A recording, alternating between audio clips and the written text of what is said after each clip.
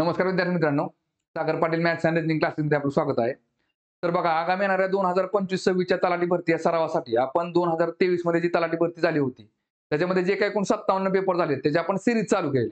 तर बघा, त्याच्यामधला आज आपण 8-9-2023 मध्ये दुसऱ्या शिफ्ट मध्ये जो पेपर झाला होता तो आज आपण बघणार आहे. त्याच्यामध्ये अंकगणित आणि बुद्धिमत्तेचे जे काही एकूण 25 प्रश्न आहेत तेवढे आज आपण आजच्या लेक्चरमध्ये बघणार आहे. तर बघा, त्याच्या आधी आपलं जे ऍप्लिकेशन आहे Sagar Patil maths and reasoning नावाचं, तर बघा त्याच्यावरती एमपीएससी साठी सेपरेट बॅच अवेलेबल आहे. बॅचची फी फक्त आपली 999 रुपये आहे. सेम याचप्रमाणे कंबाईन गट व गट क साठी पण सेपरेट बॅच अवेलेबल आहे. त्याची पण फी आपली 999 रुपये आहे. आणि तलाठी भरतीसाठी पण सेपरेट बॅच अवेलेबल आहे. त्याची पण फी आपली 499 रुपये आहे. येणाऱ्या काही काळामध्ये आपण पोलीस भरतीसाठी नवीन बॅच सुरू करतो. ठीक आहे. तर बघा, आता पहिला प्रश्न बघू आपण. बघा, सिरीज चॅप्टरचा क्वेश्चन आहे. काय दिले बघा याच्यामध्ये, खालील मालिकेत प्रश्नचिन्हाच्या जागी येईल अशी संख्या दिलेल्या पर्यायातून निवडा. बघा काय दिसतंय बघा, 17, 21, 29, 41, 57 आणि इकडं क्वेश्चन मार्क म्हणजे एक्स करा. ठीक आहे.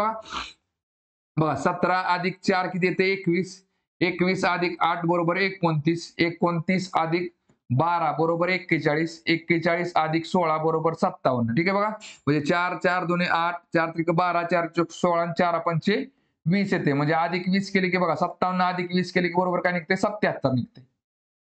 ठीक आहे. बघा म्हणजे आपलं उत्तर निघेल ऑप्शन नंबर 2. ठीक आहे. चला पुढचा क्वेश्चन बघू आता. बघा प्रॉफिट लॉस चॅप्टरवरचा क्वेश्चन आहे. बघा काय दिले बघा, ए ने 20% नफ्याने बी ला सायकल विकली आणि बी ने 25% नफ्याने ती सी ला विकली. जर ए ने 1500 रुपये रक्कम दिली असेल तर ए ने त्यासाठी किती रक्कम दिली असेल. ठीक आहे. बघा आता बघा लक्षात घ्या, ए ने असं समजा आपण सुरुवातीला 100 रुपये रक्कमेला ती सायकल खरेदी केली. ठीक आहे. बघा आता त्याने ती 20% नफ्याने बी ला विकली. बरोबर आहे का. म्हणजे त्याची विक्री किंमत किती असेल बघा 120/100. ठीक आहे. बघा 120/100. आता बघा जी ए ची विक्री किंमत आहे ती बी ची खरेदी किंमत आहे. पुढे काय दिले बघा, बी ने आणि बघा बी ने 25% नफ्याने ती सी ला विकली. आता बी ने पुढे ती सी ला विकली कितीला 25% नफ्याने. म्हणजेच काय, इथं जी काय त्याची खरेदी किंमत आहे त्याच्या 125% म्हणजे 125/100 सी ला विकली. आणि परत पुढे काय दिले बघा, सीने 1500 रुपये रक्कम दिली असेल कशाला त्या सायकलीला. मग सी ची खरेदी किंमत किती झाली 1500 रुपये. इथं 1500 करा. ठीक आहे. बघा आता एक क्वेश्चन सॉल्व्ह करा. काय निघेल बघा याच्यामध्ये, एक्स इज इक्वल टू काय निघेल बघा. चला इथं काय निघेल, ह्या शून्याला हा शून्य गेला, बेसख्ख 12, बे पंचे 10, परत इकडं 25 5 600, 25 चौक 100, परत 5 ला 5 कॅन्सल, बे दुने 4 आणि इकडं बे त्रिक 6 म्हणजेच किती आलं 3/2 आलं. एक्स गुणिले 3/2 बरोबर किती येते बघा 1500. आता काय करायचं, एक्स जाग्याला ठेवा आणि 3/2 आहे ते बरोबरच्या पलीकडे टाका. म्हणजे काय होईल बघा, 1500 गुणिले हे बरोबरच्या पुढे गेले काय होईल 2/3 होईल. आणि आता भाग घालवा. काय निघेल बघा 3 1 3, 3 5 15 आणि वरती हे 2 0. म्हणजेच काय निघेल बघा, एक्स ची व्हॅल्यू काय निघेल 500 गुणिले 2 किती झाले 1000 झाले. म्हणजे 1000 रुपयाला त्याने ती वस्तू विकत घेतली होती. म्हणजे ऑप्शन नंबर 2. ठीक आहे. चला आता पुढचा क्वेश्चन बघू. बघा काय दिले बघा प्रश्नामध्ये, खालील 4 पैकी 3 एका विशिष्ट तऱ्हेने समान आहेत आणि म्हणून ते एक गट तयार करतात. त्या गटात न बसणारा पर्याय निवडा. बघा इथं जी च्या नंतर के किती क्रमांकावर बघा, जी ABCDEFG HIJK 4 घरं पुढे गेली की के निघते. के च्या पुढे बघा JK, LMN 3 घरं पुढे गेले की एन निघते. चला परत ओ पासून एस बघा, ओ PQRS बरोबर 4 घरं पुढे गेली की एस निघते. आणि एस पासून व्ही बघा, एस TUV बरोबर 3 घरं पुढे गेले की व्ही निघते. बघा एम पासून क्यू बघा, एम NOPQ बरोबर 4 घरं पुढे गेले की क्यू निघते. आणि क्यू पासून टी बघा, OPQ RST बरोबर 3 घरं पुढे गेले की टी निघते. आता इथे बघा डी पासून जी बघा, ABCD EFG 3 घरं पुढे गेले की जी निघालाय. आणि जी च्या पुढे जे बघा, जी HIJ परत 3 घरं पुढे गेले की जे निघालाय. काय दिसतंय बघा आपल्याकडे सगळीकडे 4 3 4 3 4 3, इथं 3 3 दिसते. याचा अर्थ उत्तर असेल आपला ऑप्शन नंबर 4. ठीक आहे. चला पुढचा क्वेश्चन बघू. बघा सिलॉगिझम चॅप्टरचा क्वेश्चन आहे. काय दिले बघा प्रश्नामध्ये, दिलेली विधाने आणि निष्कर्ष लक्षपूर्वक वाचा. विधानामध्ये दिलेली माहिती ही सामान्यपणे ज्ञात तथ्यांपेक्षा वेगळी असल्याचे आढळले तरी ती सत्य आहे असे गृहीत धरून दिलेल्या निष्कर्षांपैकी कोणता निष्कर्ष दिलेल्या विधानांची तर्कसंगत आहे हे ठरवा. ठीक आहे. बघा आता विधाने काय दिलीत बघा, काही धातू प्लास्टिक आहेत बघा, काही धातू हे प्लास्टिक आहेत. चला पुढे काय दिले बघा आणखी, काही प्लास्टिक लाकूड आहेत, काही प्लास्टिक हे लाकूड आहेत. ठीक आहे बघा, काही धातू प्लास्टिक आहेत, काही प्लास्टिक लाकूड आहेत. याला काय म्हणतो आपण, स्टँडर्ड डायग्राम. आता स्टँडर्ड डायग्राम साठी सुरुवातीला काय करायचं, होकारार्थी निष्कर्ष आधी चेक करून घ्यायची बघा. होकारार्थी निष्कर्ष ह्याच्यामध्ये एक पण नाही. ठीक आहे बघा, चला आता पहिला निष्कर्ष बघू आपण. एकही लाकूड प्लास्टिक नाही बघा, एकही लाकूड काय म्हटलंय, प्लास्टिक नाही बघा. इथं तुम्हाला काय दिसते, काही लाकूड हे प्लास्टिक आहेत, बरोबर आहे, हे दिसते बघा इथं.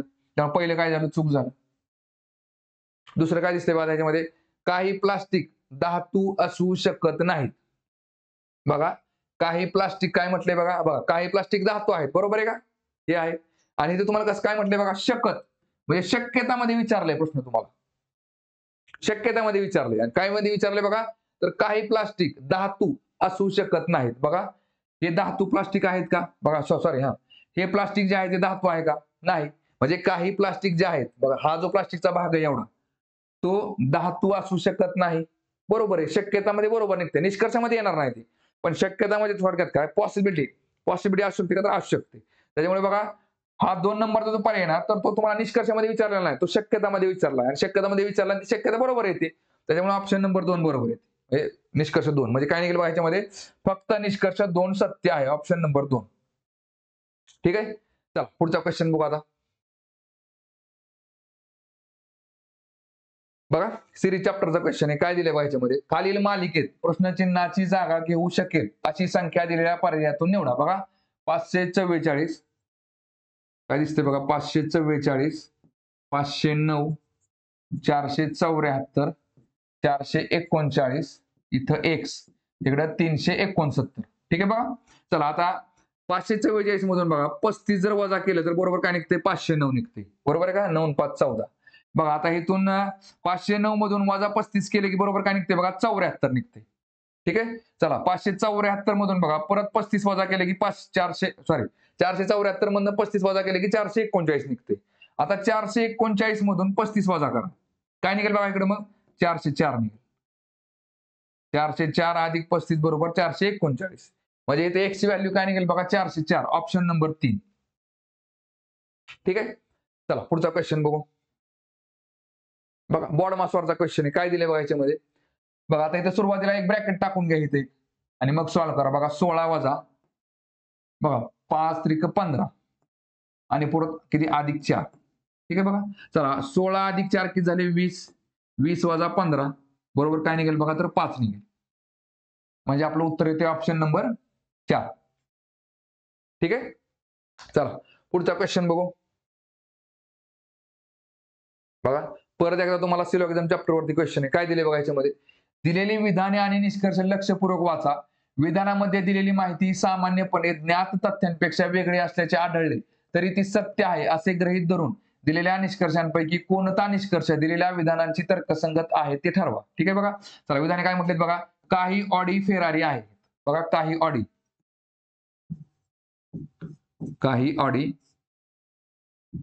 फेरारी आहेत.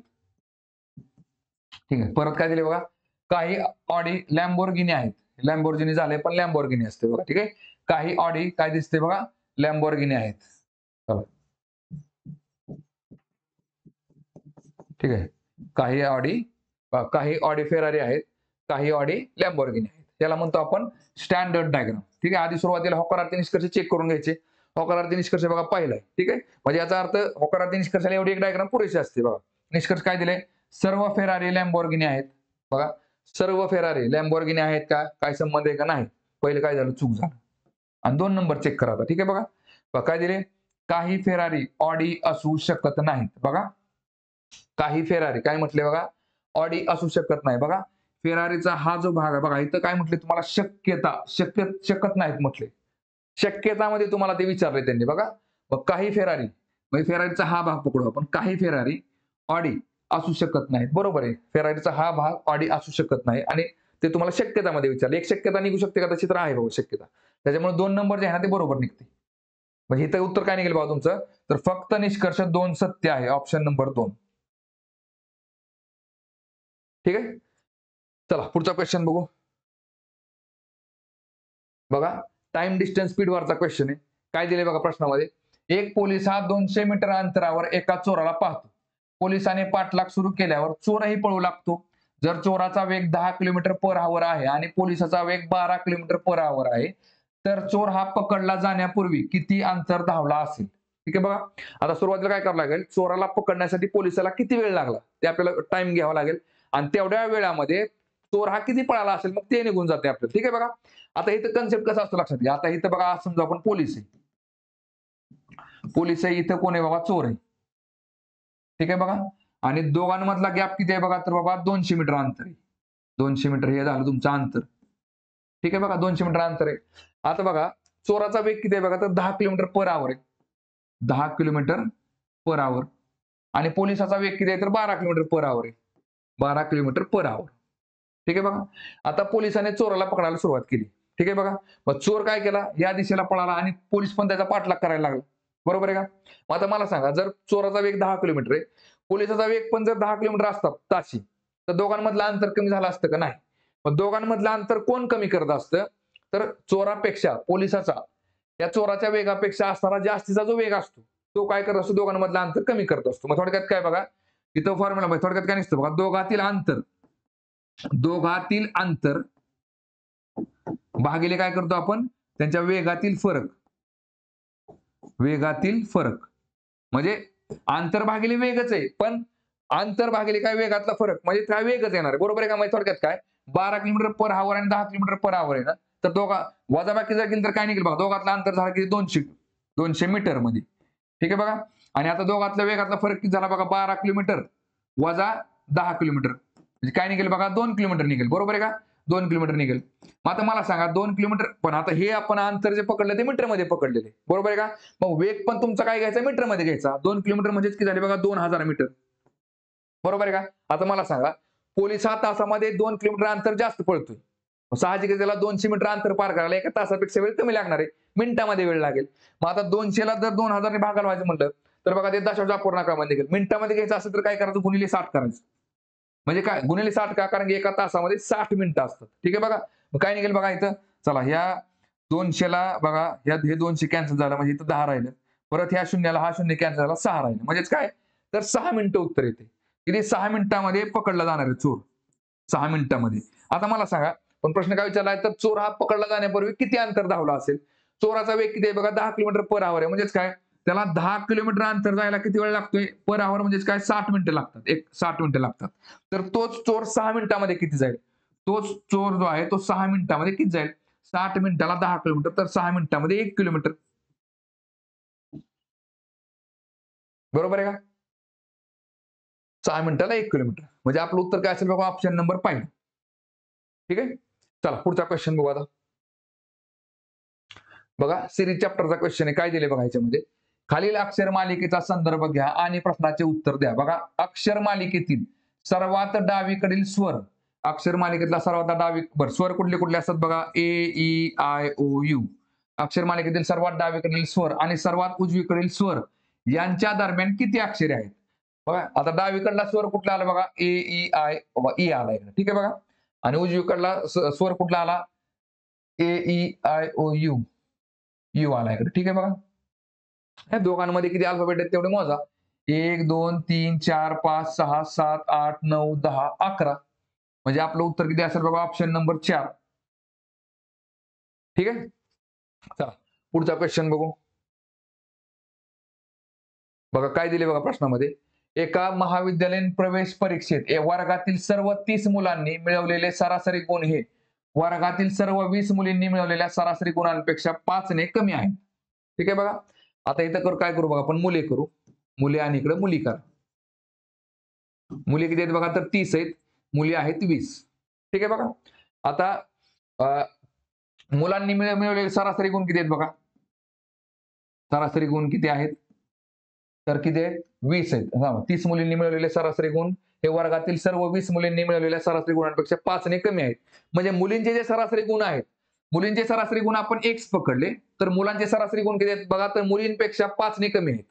म्हणजे इथं किती आलं बघा, X - 5. बरोबर आहे का. मुलांनी मिळवलेले सरासरी गुण हे वर्गातील सर्व विसरलेली मिळवलेल्या सरासरी गुणांपेक्षा 5 ने कमी आहेत. ठीक आहे बघा, मुलींपेक्षा 5 ने कमी आहेत. चला आता पुढं पुढं काय दिले बघा, जर संपूर्ण वर्गाचे सरासरी गुण 25 असतील तर मुलांच्या सरासरी गुणांचे मुलींच्या सरासरी गुणांचे असलेले गुणोत्तर काढा. तर बघा पूर्ण वर्गाची सरासरी किती आहे बघा, तर 25 आहे. ठीक आहे बघा. मग आता मला सांगा बरं, एकूण बघा एकूण किती झाले बघा, एकूण झाले 50 विद्यार्थी. 50 विद्यार्थी झाले, बरोबर आहे का? 50 विद्यार्थ्यांची सरासरी किती आहे बघा इकडं, सरासरी जर काढली तर ती किती आहे बघा, तर 25 दिली, बरोबर आहे का? मग एकूण गुण किती असतील बघा, एकूण गुण तर 25 5 1,600 आणि त्याच्यावरती 1 शून्य म्हणजे 1250. पूर्ण वर्गामध्ये मिळून 1250 गुण मिळालेले सगळ्यांना मिळून, 50 विद्यार्थ्यांना मिळून. ठीक आहे बघा. आता मुलांना किती आहेत बघा, 30 मुलं आहेत, सरासरी गुण x वजा 5 आहेत, त्यांचे एकूण गुण काढून घ्या. एकूण गुण मुलांचे एकूण गुण किती निघतील बघा, तर 30 गुणिले x किती बघा, इथं गुणिले असतं. ठीक आहे बघा, किती आलं, 30 गुणिले x झाले 30x वजा 30 गुणिले 5 किती झाले बघा, 3 5 15 म्हणजे 150.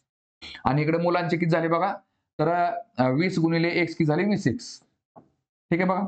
आता काय करायचं बघा, आपल्याला एकूण गुण आपल्याला इथं माहिती आहेत किती 1250 आहेत आणि ते एकूण गुण किती आहेत बघा, मुलांचे आणि मुलींचे मिळून 30x वजा 150 आणि 20x इज इक्वल टू बघा, ह्याची बेरीज इज इक्वल टू किती 1250 आहे. मग बघा आता मुलांचे एकूण गुण किती झाले, तर 30x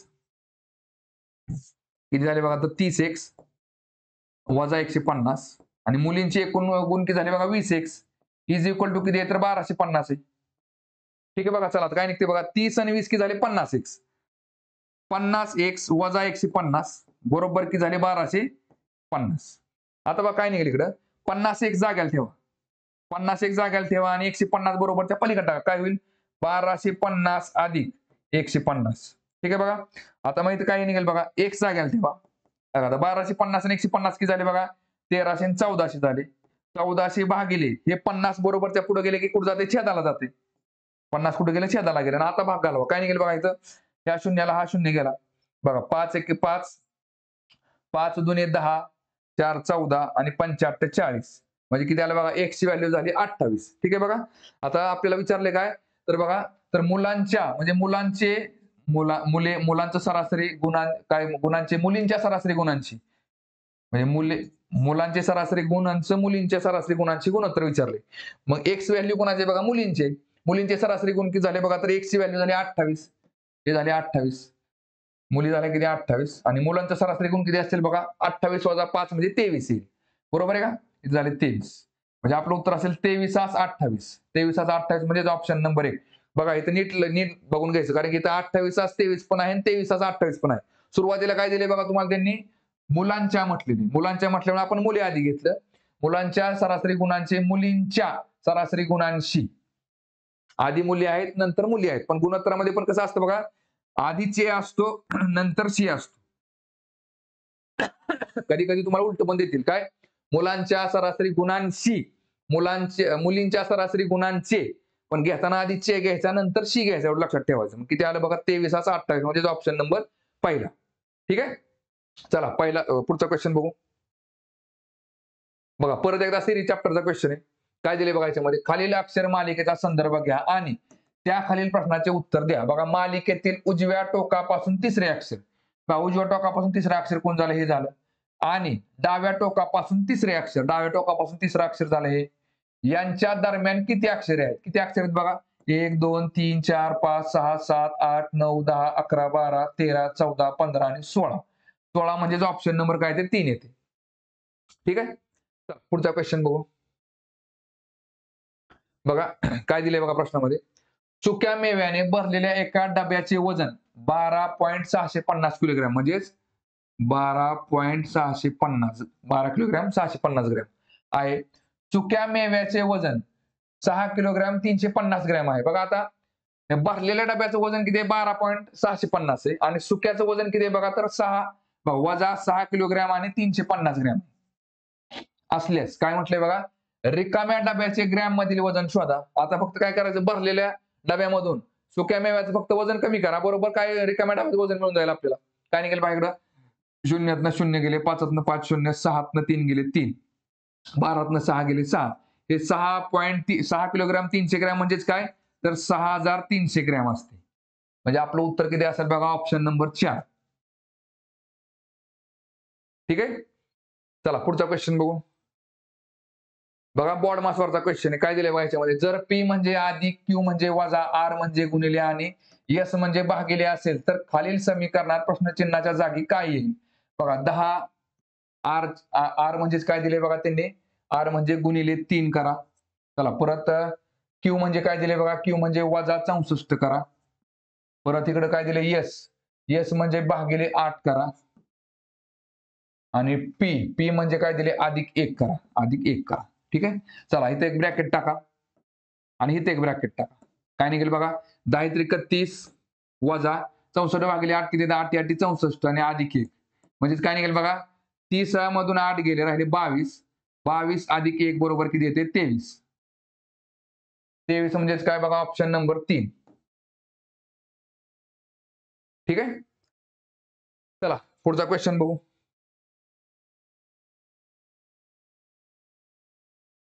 चला पुढचा क्वेश्चन बघू. काय दिले बघा, वर्णक्रमानुसार खालील 4 अक्षर समूहांच्या जोड्यांपैकी 3 एका विशिष्ट प्रकारे समान आहेत आणि अशा तऱ्हेने एक गट तयार करतात. त्या गटाशी संबंधित नसलेला पर्याय निवडा. बघा आता एन आणि आय मध्ये काय फरक आहे बघा. बघा आता वाय पासून उलट मोजा. वाय पासून डी बघा, वायच्या पुढे झेड आला, नंतर परत सुरुवातीपासून ए बी सी डी म्हणजे 5 घरं पुढे गेली की डी येते. ठीक आहे. बघा आता आय पासून एन बघा, एच आय जे के एल एम एन बरोबर 5 घरं पुढे गेले की एन निघते. चला परत आता जे पासून ओ बघा, जे के एल एम एन ओ बरोबर 5 घरं पुढे गेले की ओ निघते. आणि आर पासून डब्ल्यू बघा, O P Q R S T U V W बरोबर 5 घरं पुढे गेले की डब्ल्यू निघते. ठीक आहे. चला परत ओ पासून एक्स बघा, आता O P Q R S T U V W X 9 घरं पुढे गेले की एक्स निघते. आणि इथं सी पासून एच बघितलं तर बघा, C D E F G H बरोबर 5 घरं पुढे गेले की एच निघते. म्हणजे आपल्याला उत्तर कळून गेले बघा, उत्तर कुठे निघते आपल्या इथे निघते. तरी पण आपण चेक करू शेवटचं. एन पासून एस बघा, N O P Q R S बरोबर 5 घरं पुढे गेले की एस निघते. आणि एक्स पासून सी बघा, एक्सच्या पुढे वाय नंतर झेड परत सुरुवातीपासून ए बी आणि सी बरोबर 5 घरं पुढे गेले की सी निघते. म्हणजे बघा इकडे सगळीकडे 5 5 चा गॅप आहे, इथं फक्त 5 आणि 9 चा गॅप आहे, म्हणून उत्तर येते आपला ऑप्शन नंबर 2. ठीक आहे. चला पुढचा क्वेश्चन बघू. बघा टाइम डिस्टन्स स्पीडचा क्वेश्चन आहे. काय दिले बघा याच्यामध्ये, 800 किलोमीटरच्या एका प्रवासासाठी एक ट्रक 50 किलोमीटर पर आवर या वेगाने सुरुवातीचे 300 किलोमीटर अंतर कापतो. ट्रकने उर्वरित अंतर किती वेगाने पार केले पाहिजे जेणेकरून सरासरी वेग 60 किलोमीटर पर आवर असेल. आता मला एक सांगा, जर आपल्याला सरासरी वेग जर 60 किलोमीटर ठेवायचा असेल तर 800 किलोमीटर अंतर पूर्ण करण्यासाठी आपल्याला एकूण किती वेळ लागेल ते आधी काढून घ्या. म्हणजे बघा एकूण लक्षात ठेवायचं, अंतर भागिले काय असते तुमचा, अंतर भागिले वेग बरोबर काय असतो, वेळ असतो. ठीक आहे. बघा चला आपलं 800 किलोमीटरचं अंतर आहे, आपला वेग किती आहे बघा, सरासरी वेग पूर्ण प्रवासामध्ये 60 किलोमीटर आहे. आपल्याला एकूण किती वेळ लागला असेल बघा, तर शून्याला शून्य गेले बघा, बे त्रिक 6 बे चोक 8. ठीक आहे. बघा परत 40 चे 3 आहे ना बघा, 13 त्रिक 39 आणि 1 40. बघा 40 चे 3 म्हणजे झालं अपूर्णांक. अपूर्णांकाचं रूपांतर तुम्हाला पूर्णांकयुक्त अपूर्णांकामध्ये करता आलं पाहिजे. म्हणजेच काय बघा, 3 गुणिले 13, 13 त्रिक 39 आणि अधिक 1 40, 40 चे 3 येते. थोडक्यात काय तरी ठीक आहे बघा, 13 तास आणि पुढे हे 20 मिनिट. 1 चे 3 म्हणजे 20 मिनिटं असतात. म्हणजे 1 चे 3 ला 60 ने गुणलं की बरोबर 20 निघतं, 20 मिनिटं. ठीक आहे. चला पण आपल्याला ह्याला फोकस करायचं. ठीक आहे. परत पुढे काय दिले बघा, हा हे झालं. आता हे 800 मधलं काय केले बघा, सुरुवातीचं 300 किलोमीटर अंतर आपण कशाने कितीने 50च्या स्पीडने पार केले, बरोबर आहे का. सुरुवातीचं 300 किलोमीटर जे अंतर आहे आपलं, त्याला आपला सरासरी वेग किती आहे बघा 50 आहे. म्हणजे इथं किती वेळ लागला तुम्हाला, 5 एके 5 5 सक्क 30 म्हणजेच 6 तास वेळ लागला, बरोबर आहे का. आता बघा टोटल 13 तास आणि 20 मिनिटं लागले. 13 तासात आपले 6 तास गेले, बरोबर आहे का. बघा 13 मधून 13.1/3 मधून 6 वाजा गेले तर किती येते बघा इकडं, तर बघा किती राहिले, 13तनं 6 गेले 7 तास राहिले, म्हणजे 7.1/3 तास म्हणजेच काय 7 तास आणि 20 मिनिट. ठीक आहे. बघा आता एक लक्षात ठेवायचं, आता उरलेलं अंतर किती बघा, 800तनं 300 गेलं राहिले 500 किलोमीटर. 500 किलोमीटर अंतर पार करायला आता बघा सेम काय, अंतर भागिले वेग बरोबर वेळ आहे, तर अंतर भागिले वेळ बरोबर वेग असतो, बरोबर आहे का. मग 500 किलोमीटर अंतर आपला केले आणि आपला वेळ आपल्याला किती वेळ लागला बघा, तर 7.1/3. पण भागाकार करताना हे सगळं तुम्हाला अपूर्णांकामध्ये घ्यावं लागतं. म्हणजे काय निघतं बघायचं, 3 असत 21, 21 अधिक 1 22, 22/3, 22/3 तास. म्हणजे 500 किलोमीटर पूर्ण करायला तुम्हाला 7 तास 20 मिनिटं लागले. पण ह्यात 7 तास 20 मिनिटाचं रूपांतर मी अपूर्णांकामध्ये घेतलं. कसं? 3 असत 21 आणि अधिक 1 22/3.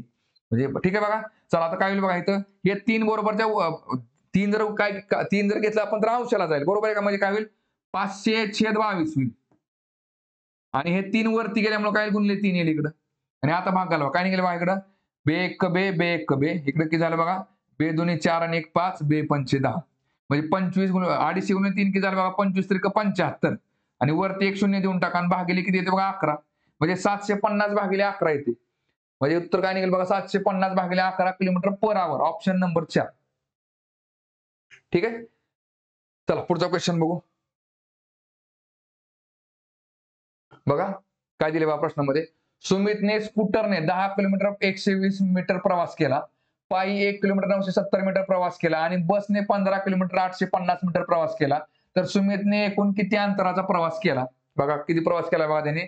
10 किलोमीटर पॉइंट 120 मीटर. बघा आता लक्षात घ्या तुम्ही, हे बरोबर बघा दशांश अपूर्णांकाच्या पुढे 10.120 किलोमीटर करू शकतो मी. का? कारण की 1 किलोमीटर म्हणजे किती असतं बघा? तर 1000 मीटर असतं. लक्षात ठेवायचं. मग दशांश अपूर्ण बघा, हे पुढे 3 घर आहेत, पुढे 3 घर आहेत, पुढे 3 घर आहेत. म्हणजे मी 10.120 करू शकतो. इथं बघा सुमितने स्कूटरने किती केलं? 10 किलोमीटर 120 मीटर. परत पायी किती प्रवास केला? 1 किलोमीटर आणि 970 मीटर. आणि परत बसने किती प्रवास केला? 15 किलोमीटर आणि 850 मीटर. ठीक आहे. चला आता एकूण प्रवास किती आहे बघा? शून्याला शून्य आले बघा इकडं. परत 7 आणि 2 9, 9 आणि 5 14, हातचा आला 1. बघा 9 आणि 1 10, 10 आणि 8 18, 18 आणि 1 19. परत इथं हातचा आला 1. परत बघा 5 आणि 1 6 आणि 1 7 आले. आणि इकडे परत 1 आणि 1 2 आले. म्हणजे काय निघते बघा? 27.940. 27 kilometre 940 metre. 27 kilometre 940 metre. Option number 3. ठीक आहे. चला पुढचा क्वेश्चन बघू. बघा शब्द जोडीवरचा प्रश्न काय दिले बघा? 4 शब्द जोड्या दिल्या आहेत. त्यांपैकी 3 विशिष्ट प्रकारे समान आहेत आणि एक वेगळी आहे. वेगळी असलेली शब्द जोडी निवडा. बघा आता बघा सिंहाची शिकार कोण असते? हरिण असते. ठीक आहे बघा. आता इथं मांजर बघा कुणाची शिकार करतं? उंदराची शिकार करतं. ठीक आहे बघा. शिकरा कुणाची शिकार करतो? तर खारीची शिकार करतो. इथं बघा आता मला सांगा, गाय कोंबडी शिकार करते का? तर नाही. त्याच्यामुळे आपलं उत्तर असेल ऑप्शन नंबर 3. ठीक आहे. चला पुढचा क्वेश्चन बघू आता. बघा काय दिले बघा प्रश्नामध्ये. अक्षर गटांच्या 4 जोड्या दिलेल्या आहेत. ज्यांपैकी तिघींमध्ये एक विशिष्ट साधर्म्य आहे आणि एक वेगळी आहे. ती वेगळी अक्षरगट जोडी ओळखा. बघा एच आणि जे मध्ये कितीचा फरक आहे बघा? एच आय जे 2 घरं पुढे गेले की जे निघते. चला के पासून एम बघा, के एल एम बरोबर 2 घरं पुढे गेले की एम निघते. चला परत एम पासून ओ बघा, एम एन ओ बरोबर 2 घरं पुढे गेले की ओ निघते. आणि परत पी पासून आर बघा, पीच्या पुढे क्यू आर बरोबर 2 घरं गेले की आर निघते. परत आता एल पासून एन बघा, एल एम एन बरोबर 2 घरं पुढे गेले की एन निघते. ओच्या पुढे बघा, ओच्या पुढे लगेच पी असते, 1 घर पुढे गेले की पी निघते. O P Q R. बघा तिथे उत्तर कळले आपल्याला. ऑप्शन नंबर 3 निघतोय. तरी पण आपण 4 पर्याय चेक करू बघा. क्यूच्या पुढे एस बघा, O P Q R S 2 घरं पुढे गेले की एस निघते. आणि टीच्या पुढे बघा, एस टी यू व्ही टीच्या पुढे 2 घरं पुढे गेले की व्ही निघते. म्हणजे सगळीकडे 2-2चा गॅप आहे, इथे 1चा गॅप आहे. त्यामुळे उत्तर निघते आपलं ऑप्शन नंबर 3. ठीक आहे. चला पुढचा क्वेश्चन बघू. बघा नळ आणि टाकीवरचा प्रश्न आहे. काय दिले बघा प्रश्नामध्ये? पी आणि क्यू हे मिळून एक टाकी 5 तासात पाण्याने भरू शकतात. बघा जर पी हा स्वतंत्रपणे तेवढेच पाणी 6 तासात भरू शकतो, तर क्यू हा स्वतंत्रपणे किती तासात तेवढेच पाणी भरेल? बघा पी आणि क्यू दोघं मिळून किती वेळ लागते बघा टाकी भरायला त्यांना? तर 5 तास वेळ लागतो. ठीक आहे बघा 5 तास वेळ लागते. आणि पीने एकट्याने भरले तर त्याला किती वेळ लागतो? तर 6 तास वेळ लागतो. बरोबर आहे का? आता मला सांगा 5 आणि 6चा जर आपण लसावी काढला तर 5 सक्क 30 येते. बरोबर आहे का? मग 30 म्हणजे काय पकडलं आपण? तर एकूण टाकी किती लिटरची पकडली आपण? तर 30 लिटरची टाकी पकडली. बरोबर आहे का? मग 30 लिटरची टाकी भरायला जर पी आणि क्यू दोघं मिळून 5 तास घेतात, म्हणजे एका तासामध्ये किती पाणी पाडतील ते? 6 लिटरचं. आणि तेच बघा पी हा एका तासात किती पाणी भरेल बघा? तर 6 म्हणजे 30 5 लिटर. बरोबर आहे का? बघा आता मला सांगा, पी आणि क्यू दोघं मिळून 6 लिटर पाणी टाकतात आणि एकटा पी हा 5 लिटर पाणी टाकतो एका तासामध्ये. याचा अर्थ क्यू किती पाणी टाकत असेल? 1 लिटर टाकत असेल. बरोबर आहे का? हा 5 आणि हा 1 6. बघा मग आता क्यू किती निघाला तर 1 लिटर पाणी टाकतोय. मग आता विचारलं की आपल्याला तर क्यूला स्वतंत्रपणे किती तासात तेवढेच पाणी भरेल. आता 30 लिटर टाकी भरायला क्यूला किती वेळ लागेल बघा. तो एका तासामध्ये 1 लिटर पाणी टाकतोय. मग त्याला किती वेळ लागेल तर 30 तास वेळ लागेल. 30 तास म्हणजेच की झाला ऑप्शन नंबर 3. ठीक आहे. चला पुढचा क्वेश्चन बघू. बघा काय दिले बघा प्रश्नामध्ये. अजय आणि विजय मिळून 6 दिवसात एक सभागृह रंगवू शकतात. अजय हा एकट्याने त्याला 8 दिवसात रंगवू शकतो. विजय हा एकट्याने त्याला किती दिवसात रंगवू शकतो. म्हणजे आता जो प्रश्न बघितला आपण त्याच टाईपचा प्रश्न बघा. काय दिले अजय आणि विजय बघा. अजय आणि विजय मिळून 6 दिवसात एक सभागृह बघा. एक सभागृह रंगवायला त्यांना 6 दिवस लागतात. ठीक आहे बघा 6 दिवस बघा. आणि अजय हा एकट्याने त्याला 8 दिवसात रंगवू शकतो बघा. अजयला किती वेळ लागते तर 8 दिवस लागतात. ठीक आहे बघा. हा तर विजय हा एकट्याने त्याला किती दिवसात रंगवू शकतो. आता बघा लक्षात घ्या 6 आणि 8 चा लसावी किती झाला बघा. 8 त्रिक 24 6 चोक 24 24 आला बरोबर आहे का. मग 24 म्हणजे काय पकडलं आपण बघा तर एकूण काम पकडलं आपण. एकूण काम किती रुपये तर बघा 24 रुपयाचं काम आहे आपण पकडलं. 24 रुपयाचं काम करायला अजय आणि विजयला 6 दिवस लागतात. मग एका दिवसात किती काम करतील ते 6 चोक 24 4 रुपयाचं. आणि अजय हा 24 रुपयाचं काम एकटा 8 दिवसात करतो. त्याला दिवसाला किती पेमेंट असेल बघा तर 8 त्रिक 24 3 रुपये. बरोबर आहे का. इथं काय करते बघा आपल्याला अजयला दिवसाला पेमेंट आहे 3 रुपये. आणि अजय आणि विजयला मिळून दिवसाला पेमेंट आहे 4 रुपये. याचा अर्थ विजयचं पेमेंट किती असेल बघा. ह्याचं 3 असेल तर ह्याचं 1 असेल. 3 आणि 1 4 रुपये. बरोबर आहे का. प्रश्न काय विचारलाय तर विजय हा एकट्याने किती दिवसात ते काम संपवू शकतो बघा. मग एकूण काम किती 24 रुपयाचं. आणि विजय दिवसाला किती काम करतो 1 रुपयाचं. मग त्याला ते काम संपवायला किती दिवस लागतील तर बघा 24 दिवस लागतील. म्हणजे आपलं उत्तर असेल ऑप्शन नंबर 3. ठीक आहे. चला पुढचा क्वेश्चन बघू. बघा अल्फाबेट सिरीज वरचा क्वेश्चन आहे. काय दिले बघा याच्यामध्ये. दिलेली मालिका तर्कदृष्ट्या पूर्ण होण्यासाठी प्रश्नचिन्हाच्या जागी काय आले पाहिजे. बघा आता सिरीज असल्यामुळे काय करायचं सिरीज मध्ये बघायचं बघा. के च्या पुढे एम बघा. के एल एम 2 घरं पुढे गेले की एम निघते. आता एम च्या पुढे ओ बघा एम एन ओ परत 2 घरं पुढे गेली की ओ निघते. परत ओ च्या पुढे क्यू बघा. ओ च्या पुढे पी क्यू 2 घरं पुढे गेले की क्यू निघते. आणि क्यू च्या पुढे 2 घरं बघा गेले काय निघते बघा O P Q R S. ठीक आहे बघा एस निघाला इकडे. ठीक आहे बघा चला आता एस इथं आहे इथं नाही इथं नाही इथं आहे. ठीक आहे बघा चला एसच्या पुढे एक्स आहे एसच्या पुढे एक्स आहे. म्हणजे 2 नंबरचा अल्फाबेट चेक करायची गरज नाही. आता फक्त काय करा नंबर चेक करा बघा. 21 अधिक 11 काय किती झाले बघा 32 झाले. बरोबर आहे का. 32 अधिक 11 किती झाले 43. 43 अधिक 11 केले तर काय येते 54 येते. बरोबर आहे. 54 अधिक 11 करा. 54 अधिक 11 किती झाले 50 60 झाले 65 येते. 65 कुठं दिसतंय बघा एस एक्स 65 म्हणजेच ऑप्शन नंबर पहिला निघते. ठीक आहे. चला पुढचा क्वेश्चन बघू. बघा कोडिंग डिकोडिंगचा प्रश्न आहे. काय दिले बघा. FS24 is related to CP15 in a certain way. In the same way, VE32 is related to ESB23. To which of the following is GB41 related? बघा आता FS साठी त्यांनी काय वापरले बघा. FS24 साठी CP15 वापरले. परत VE32 साठी काय वापरले SB23 तर मग विचारले काय तर GV41 साठी काय असेल. आता बघा लक्षात घ्या सी च्या पुढे एफ किती क्रमांकावर आहे बघा ABC DEF बरोबर 3 घरं पुढे गेले की एफ निघते मग. ठीक आहे. आता एस पासून व्ही बघा एस TUV बरोबर 3 घरं पुढे गेले की व्ही निघतो. आता बघा एस आणि पी मध्ये बघा बी पासून ई बघा परत एकदा बी CDE 3 चाच फरक आहे. आणि पी पासून एस बघा पी QRS इथं पण 3 चाच फरक आहे. बरोबर आहे का. पण कुठं खालून वर मग थोडक्यात एफच्या पाठीमागं 3 घरं सी आला. व्हीच्या पाठीमागं 3 घरं एस आला. एसच्या पाठीमागं 3 घरं पी ईच्या पाठीमागं 3 घरं बी. ठीक आहे बघा चला आता आणि इथं काय निघते बघा आता 24 मधून बघा 15 9 24 24 मधून 9 गेलं की 15 येते. आणि 32 मधून 9 वजा केलं की 23 येते. ठीक आहे बघा चला आता 41 मधून जर आपण 9 वजा केलं तर काय निघेल बघा 32 येईल. बरोबर आहे का 32 येईल. 32 आणि 9 41 म्हणजे 32 इथं आहे इथं नाही इथं आहे इथं नाही. ठीक आहे बघा चला आता बघा जीच्या पाठीमागं 3 घर आला आपण तर काय निघेल बाहेर डी निघेल. बरोबर आहे का. बघा इथं डी निघेल ABCD डीच्या पुढे बघा EFG बरोबर डीच्या पुढे 3 घरं गेले की जी निघते. आणि डी फक्त एका ठिकाणी कुठे इथं. आणि बघा एसच्या पुढे 3 घरं गेले की व्ही निघणार एस TUV बरोबर. इथे एस घेतला की इथे काय निघते व्ही निघते, म्हणजे उत्तर असेल आपलं DS32 म्हणजे ऑप्शन नंबर पहिला. ठीक आहे. चला पुढचा क्वेश्चन बघू. बघा चक्रवाढ व्याजावरचा प्रश्न. ठीक आहे बघा काय दिले बघा प्रश्नामध्ये. वार्षिक 10% दराने 5,600 रकमेवरील 1.5 वर्षांसाठी वार्षिक आकारणीनुसार होणारे चक्रवाढ व्याज किती असेल? चक्रवाढ व्याज विचारलं बरोबर आहे का. आता बघा मुद्दल किती आहे आपली 5,600 रुपये. ठीक आहे बघा मुद्दल 5,600 आणि आता बघा बघा मुद्दल जर 5,600 असेल आपली तर आपल्याला दरवर्षीचा व्याज दर किती वार्षिक 10% दराने बरोबर आहे का.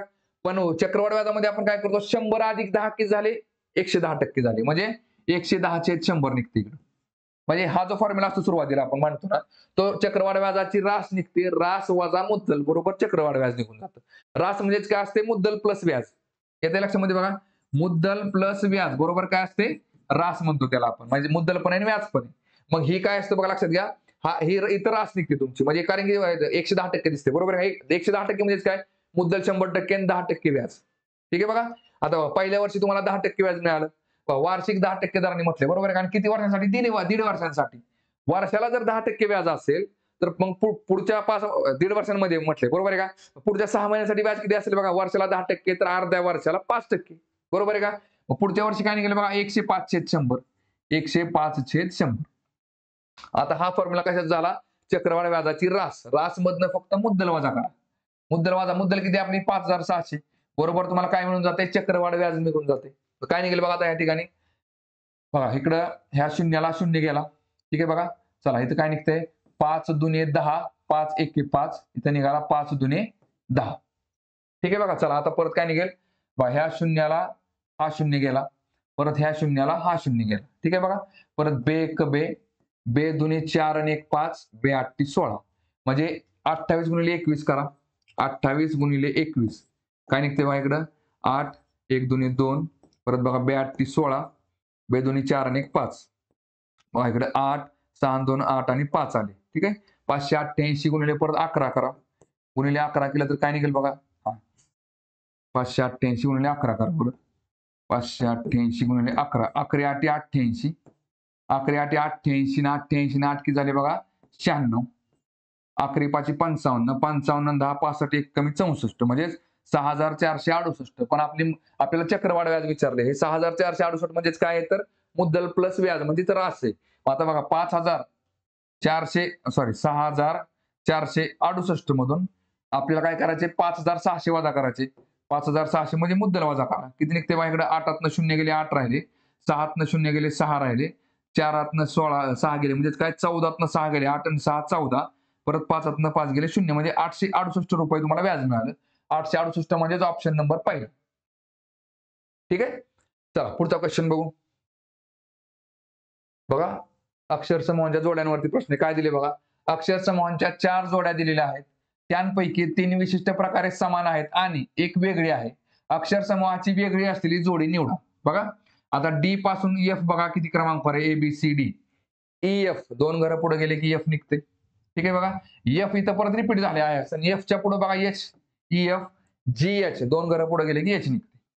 ठीक आहे बघा चला इथे काय दिसते बघा तुम्हाला एच आणि जे मध्ये फरक बघा एच IJ 2 घरं पुढे गेले की जे निघतोय. जे परत आय असा रिपीट घेतलाय पुढे आणि जेच्या पुढे बघा एल जे KL 2 घरं पुढे गेले की एल निघते. सेम बघा आता इथं ई पासून जी बघा ई FG 2 घरं पुढे गेले की जी निघते आणि जी आय असा रिपीट केलाय आता आणि जीच्या पुढे बघा आय किती निघते बघा GHI परत 2 घरं पुढे गेली की आय निघते. म्हणजे बघा सगळीकडे 2-2चा गॅप आहे बरोबर आहे का. आता इथं बघा N पासून P बघा NOP 2 घरं पुढे गेली P निघते पण इथं P रिपीट व्हायला पाहिजे होतं. ठीक आहे इथं रिपीट व्हायला काय व्हायला पाहिजे P पाहिजे होतं रिपीट पण त्यांनी R दिलाय त्यामुळे हे काय ते चुकतंय. त्यामुळे आपलं उत्तर निघतंय ऑप्शन नंबर 2. ठीक आहे चला पुढचा क्वेश्चन बघू. बघा प्रॉफिट लॉस म्हणजे नफा आणि तोटा चॅप्टरवरती क्वेश्चन आहे. काय दिले बघा एक वस्तू 19.50 किमतीला विकून विक्रेत्याला 30% नफा होतो. त्या वस्तूची विक्री किंमत किती वाढवली पाहिजे जेणेकरून त्याला 40% नफा होईल. आता मला सांगा 19.5 रुपये ही जी रक्कम आहे आता नफा कधी होतो बघा लक्षात घ्या. खरेदी किंमत प्लस नफा बरोबर काय असते विक्री किंमत असते बरोबर आहे का. खरेदी किंमत तुमची 100% असते कधी पण नफा झाला तुम्हाला 30% म्हणजे विक्री किंमत झाली तुमची 130%. बरोबर आहे का? आता इथे तुम्हाला विक्री किंमत माहिती आहे किती 19.5 रुपये म्हणजे 19.50 19.50 म्हणजे 19.5 रुपये ठीक आहे. आता तुम्हाला विचारलं काय बघा तर तुम्हाला 40% नफा कमवायचा आहे. तर तुमची विक्री जेणेकरून तर त्या वस्तूची विक्री किंमत किती वाढवली पाहिजे? किती असली पाहिजे विचार नाही. फक्त किती वाढवली पाहिजे? म्हणजे आता 19.5 आहे तर ह्याच्यामध्ये किती रक्कम वाढवली पाहिजे? तर आता बघा 130% म्हणजे 19.5 आहे. बरोबर आहे का? तर फक्त 10% रक्कम वाढवली आपण. तर बरोबर काय होते बघा तर 40% नफा होतोय. 130चं काय होतं 140 होतंय. बरोबर आहे का बघा? ₹100 तुमची 100% खरेदी किंमत प्लस तुमचा नफा झाला 40% तर विक्री किंमत झाली किती तुमची 140%. बरोबर आहे का? पण आता इथे काय तुम्ही 130 म्हणजे 19.5 तर 140 म्हणजे किती काढत बसायची गरज नाही. कारण परत तुम्हाला वजाबाकी करावं लागेल. मग फक्त काय करा 10% काढून घ्या. कारण 10% अमाउंट वाढली. बरोबर आहे का? म्हणजे काय 130% म्हणजेच काय ₹19.5 तर 10% म्हणजे किती? एवढंच करा फक्त तिरकस गुणाकार करा. हे ह्याला गुणायचं आणि हे ह्याला गुणायचं. काय निघेल x गुणिले 130 x गुणिले 130 बरोबर 10 गुणिले 19.5 10 गुणिले 19.5 बघा आता x जाग्याला ठेवा आणि 130 जो आहे तो बरोबरच्या पलीकडे टाका. काय होईल बघा? आता बघा इथं बघा 19.5 गुणिले 10 आहे ना, या दोघांचा गुणाकार केला की 195 होते. म्हणजे संख्या पूर्णांकामध्ये येते. ठीक आहे? आणि हा 130 बरोबरच्या पलीकडे टाका तो छेदाला जाईल. ठीक आहे बघा आता काय निघेल बघा इथं बघा 5 दुने 10 3 राहिले 5 सक्क 30 ठीक आहे बघा चला परत 5 त्रिक 15 4 19 5 9 45 आता काय निघेल बघा 13 दुने 26 13 त्रिक 39 3/2 आला परत काय बे एक बे आणि परत बे पंचे 10 म्हणजे ₹1.5 रक्कम वाढवली की बरोबर काय होते 10% 40% नफा होतो. ऑप्शन नंबर 2 ठीक आहे. तर बघा आपले 25च्या 25 क्वेश्चन झालेले आहेत. तर बघा शेवटी बघा तर बघा परत एकदा आपलं जे ऍप्लिकेशन आहे Sagar Patil maths and reasoning नावाचं तर त्याच्यावरती बघा एमपीएससी साठी सेपरेट बॅच अवेलेबल आहे. बॅचची फी फक्त आपली ₹999 आहे. सेम याचप्रमाणे कंबाईन गट ब व गट साठी पण सेपरेट बॅच अवेलेबल आहे. त्याची पण फी आपली ₹999 आणि सेम याचप्रमाणे तलाठी भरतीसाठी पण सेपरेट बॅच अवेलेबल आहे. त्याची पण फी आपली किती आहे ₹499 आहे. येणाऱ्या काही दिवसामध्ये आपण पोलीस भरतीसाठी पण नवीन बॅच उपलब्ध करून देणार ठीक आहे. तर थांबू आता आपण या ठिकाणी.